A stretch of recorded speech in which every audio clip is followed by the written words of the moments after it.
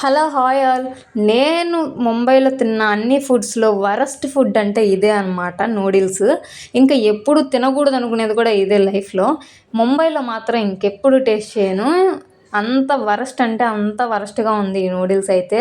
నేనేదో నోరంతా చప్పబడిపోయిందని చెప్పి తిందామని చెప్పి తీసుకున్నాను. నాకు ముందే చెప్పారు నూడిల్స్ ఇక్కడ బాగుంటాయో బాగుండవు అని, ఎందుకంటే కొత్తగా పెట్టారనమాట వీళ్ళైతే.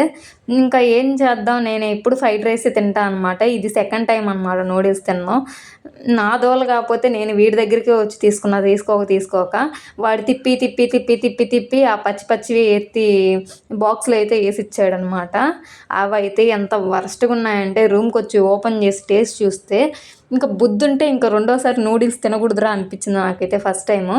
నిజంగా అంత అంటే అంత వరస్ట్గా ఉంది. దాంట్లో వేసిన ఆయిల్ కూడా ఎంత అంటే ఎంత చెత్తగా ఉందో. నేనైతే ఇంకా ముంబైలో అస్సలు